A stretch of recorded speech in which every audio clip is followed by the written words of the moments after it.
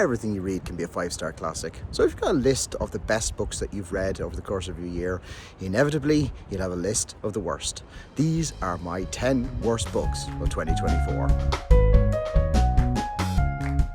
Alright, coming in at number 10. Sometimes, if you're the original and the first, you are oft repeated, never equaled. And sometimes you're The Vampire by John William Polidori. Widely regarded as one of the first pieces of vampire fiction ever written, it's a bit of a mess. Unless you've got a real interest in vampire stories and their origins, I'd probably give this one a miss. At number 9, we've got The Halloween Tree by Ray Bradbury. There probably isn't, in retrospect, anything particularly wrong with it, apart from the fact that it was written for 10-year-olds, and I haven't been a 10-year-old in a very long time. At number 8, we've got Death's End by Cixin Liu. I'm not mad, I'm just disappointed. After how great The Three-Body Problem was, and how much better The Dark Forest was, I had very high hopes for Death's End. And what I got was completely undoing the message of hope and ingenuity will overcome tremendous obstacles, and instead we just got the torture of a single good character until the literal heat death of the universe. Hello, it's Future Mark. I do the editing for Past Mark, and we got our first Christmas card to the channel. Oh look, it's from you, and you've added a subscribe and a like. That's exactly what I wanted, thank you. At number 7, we've got The Vanishing Triangle by Claire McGowan.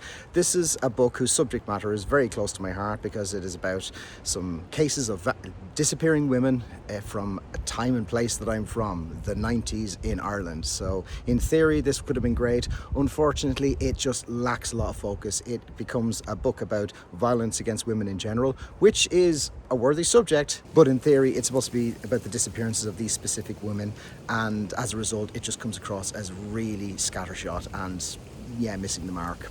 Sorry.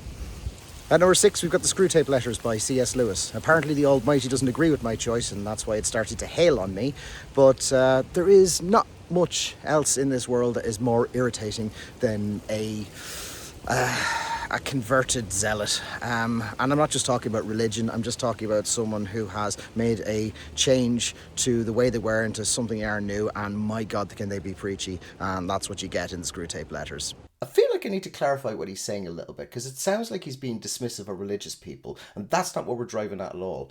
What we mean is the zeal of the convert. Let me give you an example. I used to smoke, and I quit many years ago, and let me assure you that there is no more judgmental, preachy, or obnoxious person to a smoker than an ex-smoker, and it's that sort of energy that I'm talking about with C.S. Lewis. At number 5, we've got A Court of Mist and Fury by Sarah J Maas. I've gone on about this book at length in my most recent video. Yeah, you know why it's at number 5. And hot on its heels at number 4 is A Court of Thorns and Roses. I am not the target demographic for these books. At number 3, the controversy continues. Royal Assassin by Robin Hobb, the middle book in the trilogy, and arguably the book where the least happens. I don't like Night Eyes, I don't like Fists, I don't really like this series in general. It was inevitable that this was going to be on here. And following on from that, at number 2, we've got Royal Assassin. Assassin's Quest, dumbass. Everything I just said, except way longer and an incredibly disappointing ending.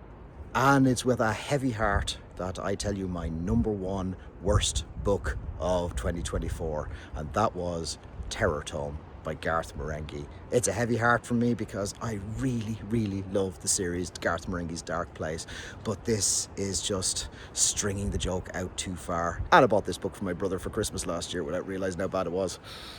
Sorry, dude. So that was my 10 worst books of 2024. That's not to say that they're bad books, they just didn't particularly work for me. And quite frankly, only one of them got below 2 stars. So, you know, it's been a pretty good year so far. But if you want to hear the positive side of things, my next list is going to be my top 10 bestest, nicest books of 2024. So I hope to see you for that one. In the meantime, thank you very much for watching and take care.